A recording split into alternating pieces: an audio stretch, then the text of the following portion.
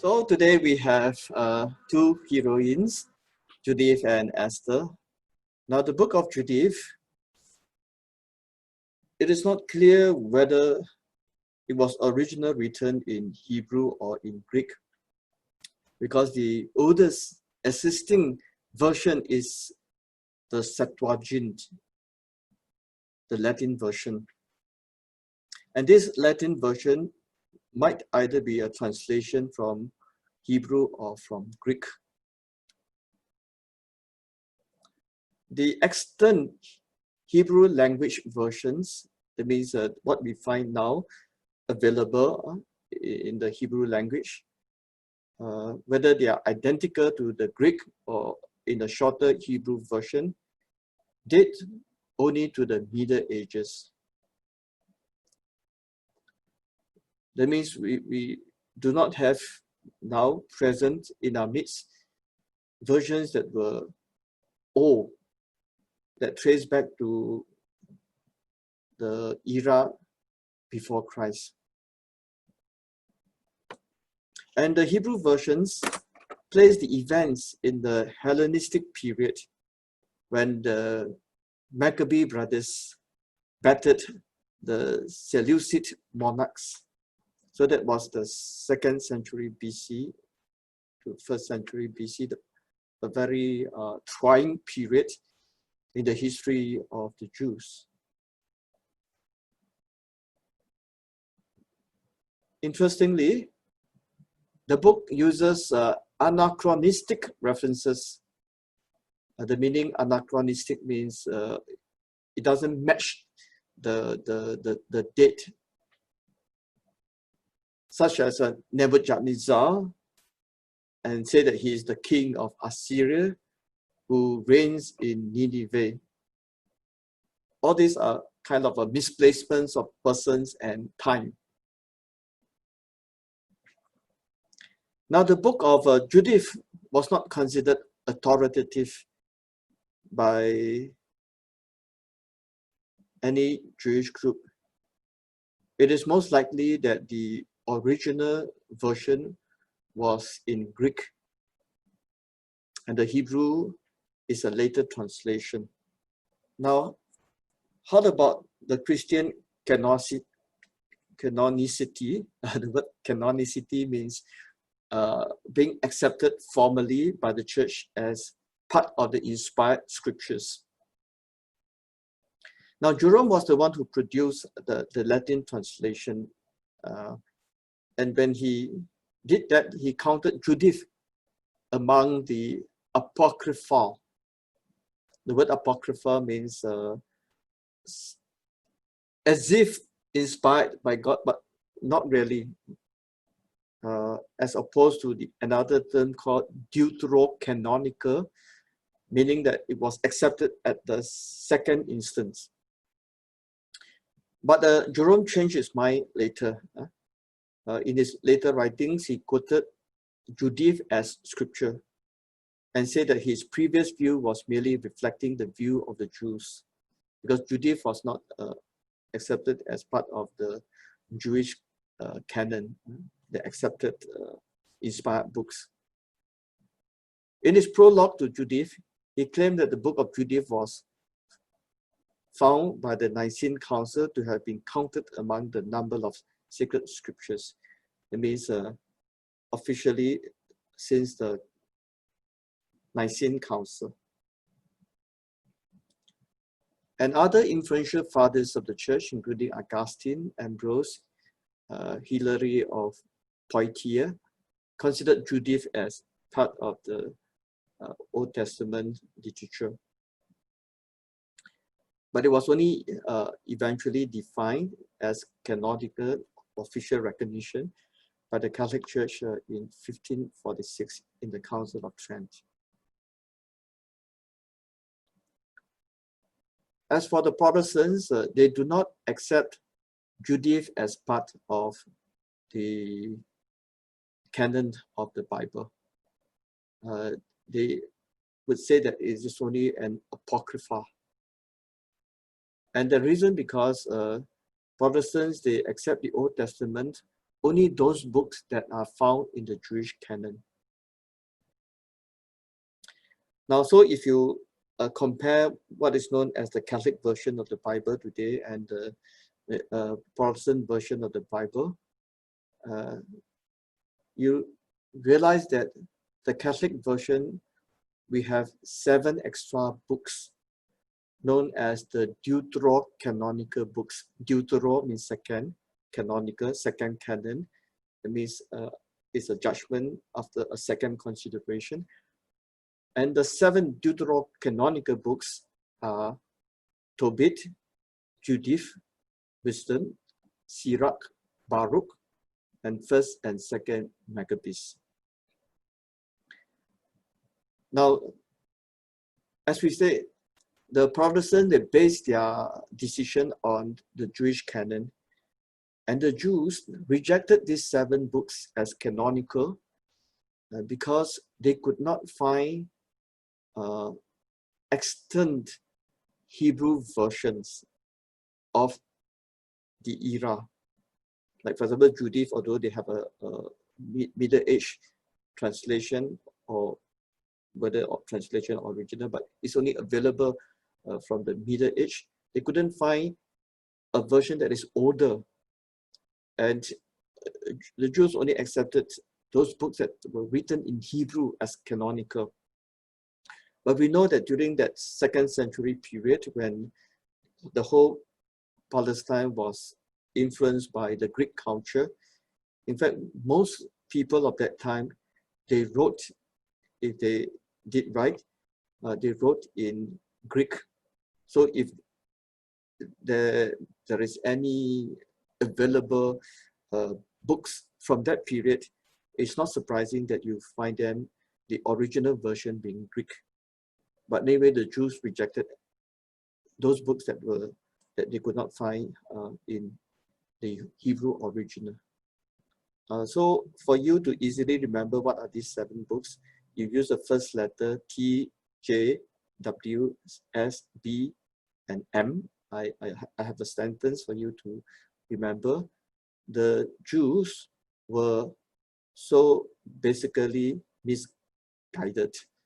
So Tobit, Judith, Wisdom, Sirach, Baruch, 1st and 2nd Maccabees. They were misguided in the sense that they only treated those books with Hebrew versions as canonical, but neglecting the fact that during that historical period, many books were actually written in Greek.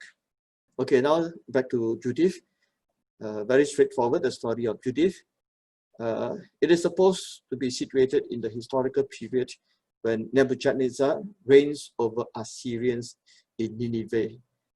You see 2 question marks there because Nebuchadnezzar was the king of Babylon, not the king of Assyria. So this is a misplacement of identity. And his general, Holofernes, wants to destroy all other nations.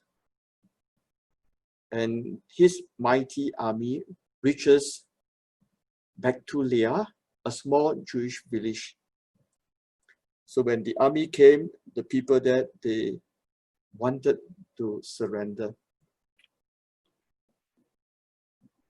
Judith, a daring and beautiful widow, is upset with the Jewish countrymen for not trusting God to deliver them from the foreign conquerors. She prays and she finds strength and courage that she wants to do something to save her people. So she adorns herself and she goes with her loyal mate to the camp of the enemy general Holofernes, with whom she slowly ingratiates herself, making him happy, wins his confidence, and gets close to him, and promising him information on the Israelites so he could more easily attack and conquer the Jewish towns and villages. Trusted by him, she is allowed access to his tent one night as he lies in drunken stupor. This general, very brave and strong and so forth, but when they got drunk, they were as soft as a pillow. Anyway, this general, when he was drunk, he was totally unable to defend himself. So she decapitates him, cuts off his head, then takes his head back to her still faithful countrymen. So how courageous carrying the heads. And the Assyrians, having lost their leader, dispersed, and Israel is safe.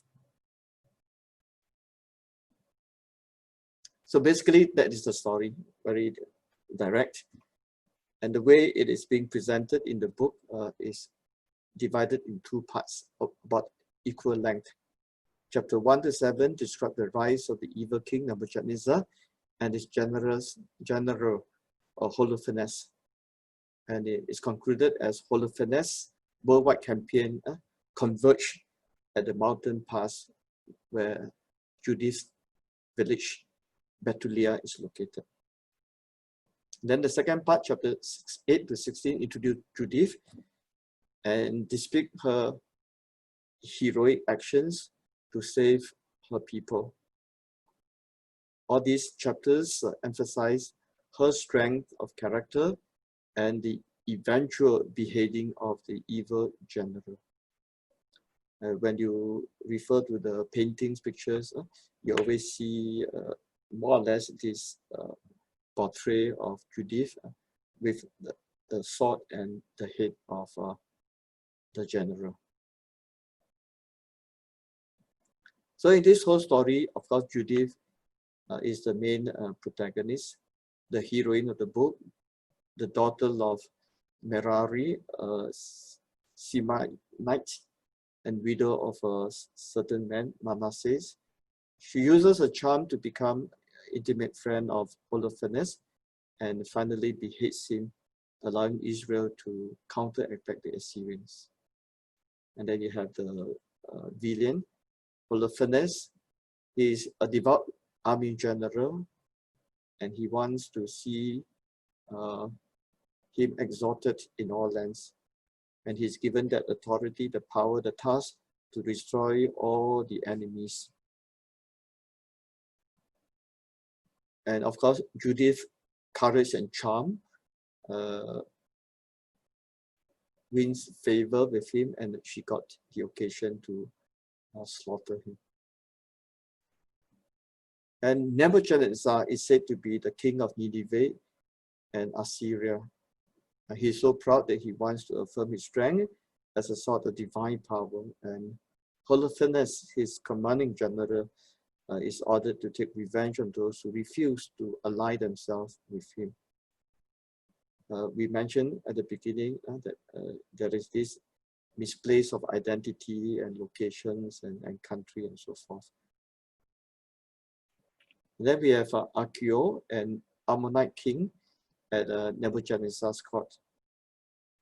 He's the one who warned the king of the Assyria, the power of God of Israel, but he's mocked by those around him. And he's the first to recognize Holofernes' head brought by Judith in the city, and the first one to praise God for that. Then in the story, you have Bagoas, a Persian officer of Holofernes. He's the first one who discovers his beheading. And then you have Ozia, governor of Bethulia, together with Kabri and Kami. He rules over that small city. Recent scholars has identified a chiastic pattern in both parts. You mentioned the part 1 and part 2, in which the order of events is reversed at the center moment in the narrative. This is a particular literary style for some of the Hebrew books. What does it mean to have a chiastic pattern? I will show you. Now, we say that part 1 is from chapter 1 to chapter 7. And you see here, I have the numbering A, B, C, D, E, E pi, D pi, C pi, B pi, A pi, meaning that it's chaistic means, you see, there is a parallel here, campaign against disobedient nations, the people surrendered. A pi campaign against Bethulia, the people want to surrender. B, Israel is greatly terrified. B pi, Israel is greatly terrified. C, Joachim the high priest prepares for war. C pi, Holofernes prepares for war. D, Holofernes talks with Achio, and D pi, Achio talks with the people. E, Achio is expelled by Assyrians. E pi, Achio is received in the village of Bethulia. So you have the structure of writing in such a way that there is this parallelism between the different parts of that section. And then part 2, chapter 8 to chapter 16, is the same chiastic structure. A, you have the introduction of Judith coming into the scene. A pi, eventually the conclusion about Judith. B, Judith plans to save Israel. So she prays and she asks for God's assistance. B pi, Judith plans the destruction of Israel's enemy in chapter 13. C, Judith and her maid leave Bethulia and approach the enemy camp. C pi, Judith and the maid return to Bethulia. And D is the central piece. Judith arrived in Assyria camp and beheads Holofernes. So this is just a literary structure, which is not unusual for some of the Hebrew writings. The book of Judith, as you can see, in terms of the anachronistic presentation of persons and dates, as well as the dramatic nature of the story unfolding, you can immediately sense that it is not a record of historical fact, but rather an extended allegory in the form of a historical fiction, or if you want, a propaganda literary work from the days of the Seleucid oppressions. We mentioned that during the 2nd century, the Jews, they were oppressed by the Greek Empire, and that led eventually to the Maccabees brothers revolt. So that was the period that the Jews, they need encouragement and support to fight the oppressive foreign power. So this book was written most likely during that era as a means to encourage the Jewish people to resist the foreign power and to assure them of God's assistance, that they would eventually win over their enemy. So Judith fits within the salvation tradition of the Old Testament writings. You see, for example, in the book of Judges, you have the story of Deborah and Jael, who subdued and intoxicated the Canaanite commander Sisera before hammering a tank pack into his forehead. So the story of Judith was not unique in that sense, so because you have already a precedent in the story of Deborah. Note the ahistoricity of the book of Judith. The word A means non. It is generally accepted that the book of Judith is ahistorical. The fictional nature is evident from the blending of history and fiction, beginning from the very first verse. Nebuchadnezzar is Assyrian king, which is of course a gross error. He is the Babylonian king who destroyed Assyria. And the subsequent texts also contain many other errors. Obviously, they are not a result of mere carelessness on the part of the author, but rather that the author just make use of these characters and so forth and waver into a story and put in the heroine on Judith to highlight the message. The places names, the immense size of the armies and fortifications, and the dating of events cannot be reconciled with historical record. The description about the itinerary of the army of Holofernes is also geographically impossible. So it was said that Holofernes went here, went there, and so forth. That itinerary would be a geographical impossible. Judith's village, Betulia, is also unknown and unattested in any of the ancient writing. So it's just a make-up village. We use the term typology to refer to the literary style, where a certain character is presented in the book and he becomes the type of what kind of person we would like to describe. So in this story, Nebuchadnezzar and Holofernes are the type of various conquerors of Judea from different time period. So they are meant to refer to all these conquerors, not any particular one, but all of them. If they oppress the Jewish people, they would fall into the type. And Judith represents the opposite type. She is the type of Jewish heroes, heroines, who by their trust in God save their people from the pagan oppressors.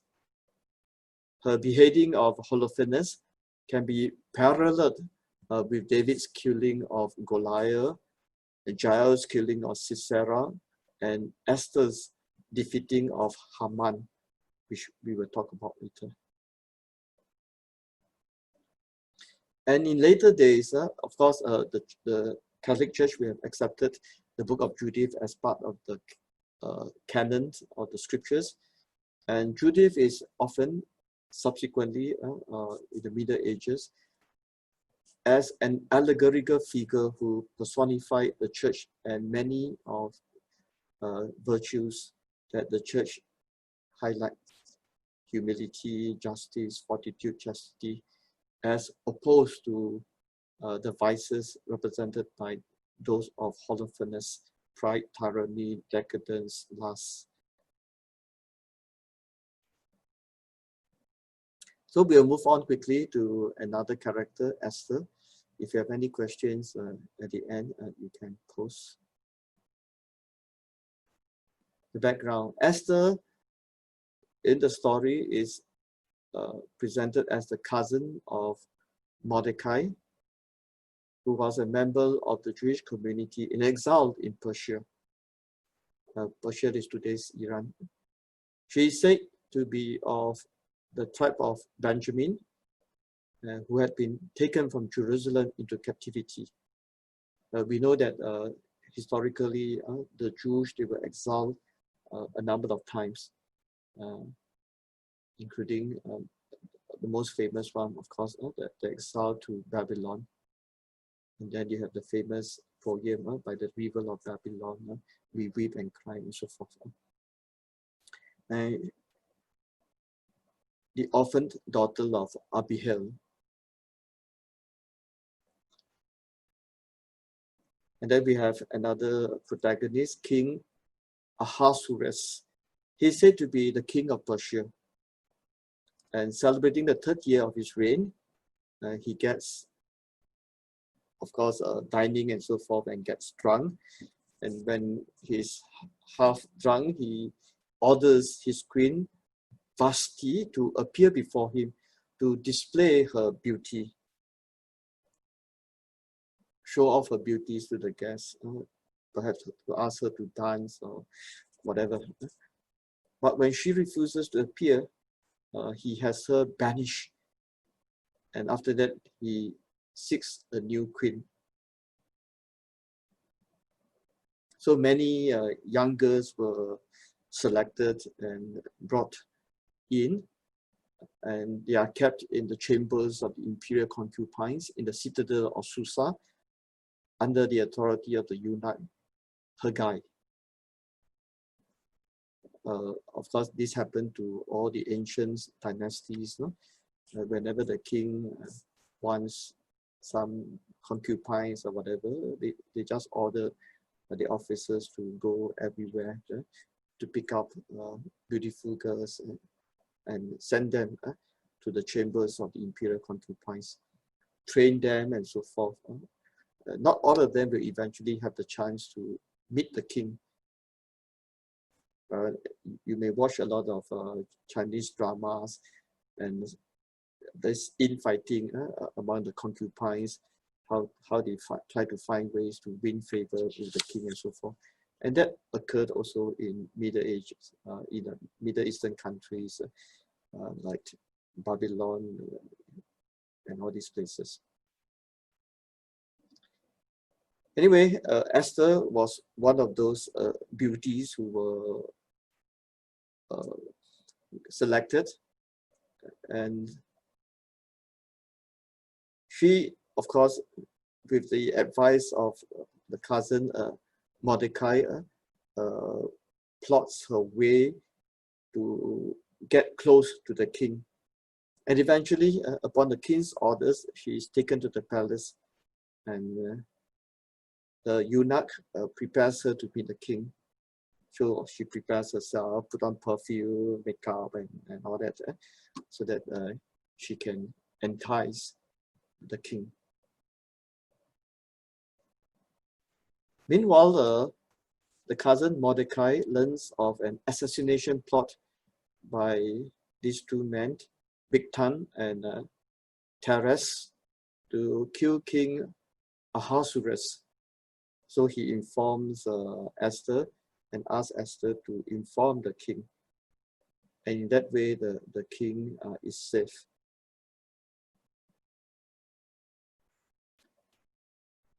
Then there is also this man called Haman. He's well appreciated by the king, and he's made the highest advisor. Once he has that position, he orders that everyone bow down to him. So when Mordecai refuses to bow to him, Haman, according to the text, pays King Ahasuerus 10,000 talents for the right to exterminate all the Jews in his kingdom. Haman casts lots and considers the 13th day of the month of Adar as a fortuitous day for the genocide. And then he asks the permission from the king to use his seal and to send orders to the provinces of the kingdom, and ordering the officers everywhere to terminate the Jews on the 13th of Adar.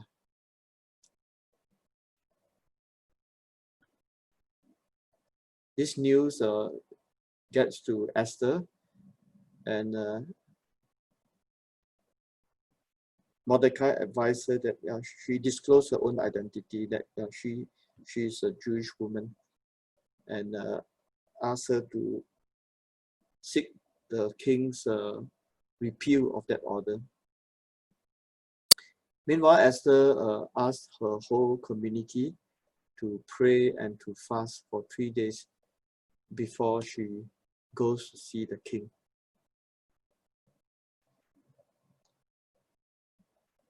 By God's grace, she is accepted by the king to enter into the inner chamber. We know that in ancient time, the king can accept and dismiss anyone by his own will. So somehow she wins favor of the king. She manages to get his attendance. And then the king welcomes her, and so happy with her, and say that, okay, he will offer him anything she asks for, up to half of the kingdom.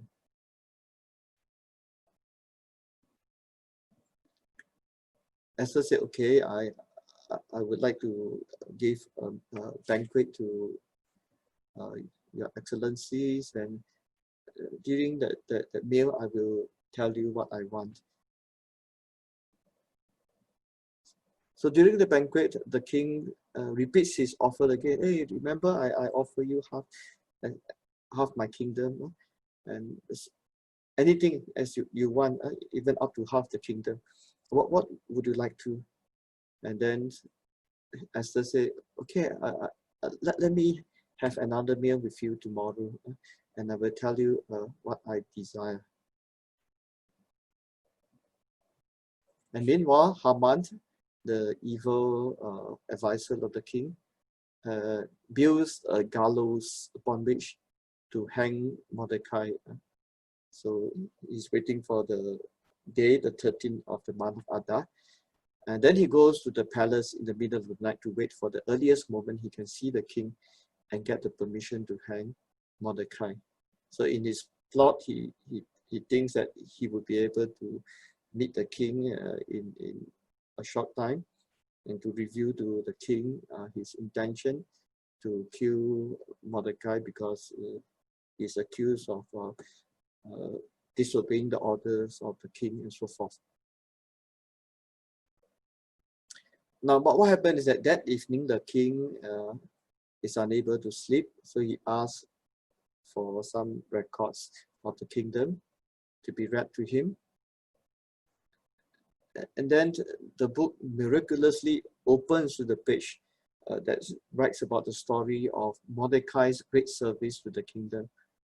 The king, oh yeah, we have not rewarded this man yet. And so he made the decision to reward him. And then Haman got the opportunity to see the king. He's being invited to the room. And it is the moment when the king decided to reward Mordecai. So Haman, being the right-hand man, is ordered to take Mordecai through the streets of the capital on the royal horse, wearing the royal robes, and to acclaim, this is what shall be done to the man whom the king wishes to honor. Then back to the banquet scene. Ahasuerus, again, this is the second banquet, repeats his offer to Esther, anything up to half of the kingdom. Esther uses that opportunity to tell the king that she appreciates his offer, but first she must tell him something. She explained that Haman is plotting to kill her uncle, Mordecai, and her people, and to harm the king and the kingdom.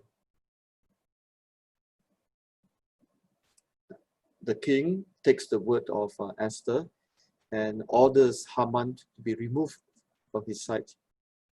And while Haman is being led up, a servant tells the king that Haman had actually built a gallows for Mordecai. And according to the historic record, he was the man who has saved the king's life. And so in response, the king says, then hang Haman on the gallows instead. After Haman is put to death, Ahasuerus gave Haman's estate to Esther, and Esther tells the king about Mordecai being her uncle, the relative, and the king makes Mordecai his advisor. And the king also agrees to revoke the order to exterminate the Jews.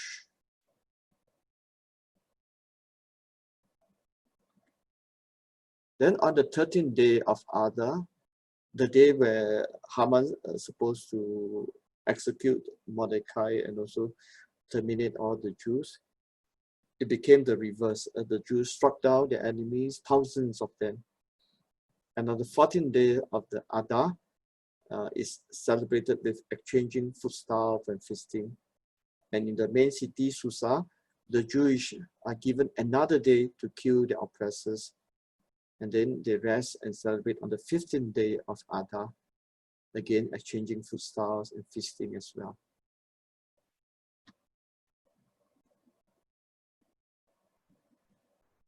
Subsequently, the Jews, they instituted a feast called the Feast of Purim.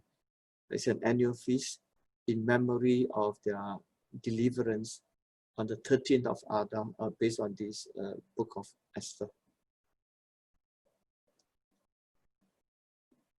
Now again, the nature of this book, is it historical or is it allegory? Most scholars agree that it is allegory, not history, because there is no historical evidence outside the book of Esther concerning a Persian king by the name of Ahasuerus. And the fact is that no Persian king would marry outside the Persian noble families. And it's unlikely that there was a Jewish Queen Esther in the Persian court.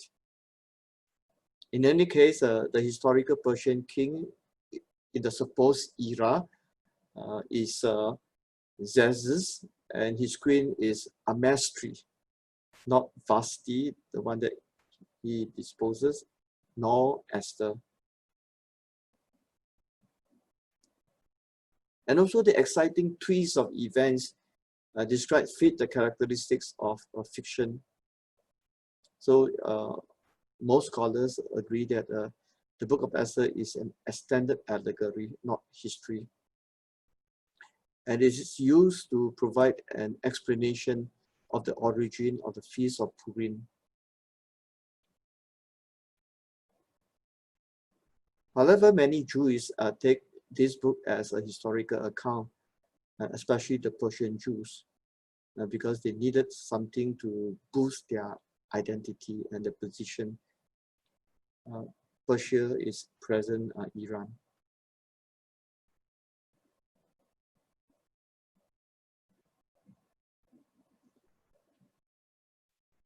So we have a few lessons from the story.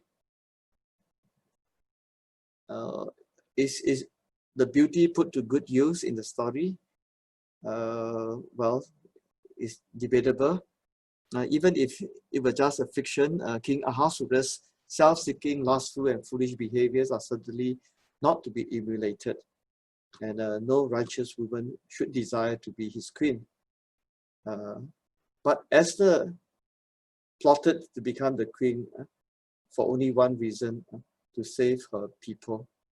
So is that justifiable? Is that her beauty put to good use? And we see that Mordecai and Esther, they really plotted to win favor from the king, and they fought their way against their enemies to gain position and power, and eventually gain vengeance over the opponents, killing all the enemies and so forth. Of course, that is for their own survival. So is for the sake of survival, is it a good justification for their actions?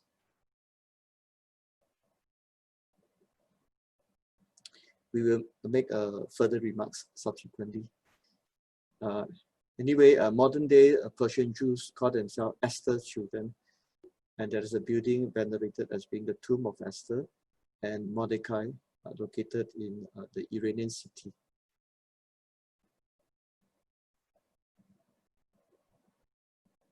Esther, in the Jewish tradition, represents a type for Jews living in diaspora, means scattered outside of Palestine, who hope to live a successful life in a hostile Aryan environment. And so for the Jews, all her actions, all the plotting, all the use of her beauty to seduce the king and all that, all these actions are considered justified if they serve their purpose, the Jewish agenda for survival and victory. Actually, if you look at all the different characters in the Old Testament, Ruth, for example, Ruth is another female character in the Old Testament. Ruth is considered a heroine precisely because she left her own country folks and followed her mother-in-law and adopted the Jewish family as her family after the death of her husband. So anything that is pro-Jewish, anything that helps to grow, sustain, develop, preserve, save the Jewish nations, and anyone who contributes to that would be considered a heroine, a hero. And anything else that they do can be overlooked as long as they contributed to their nationalistic purpose.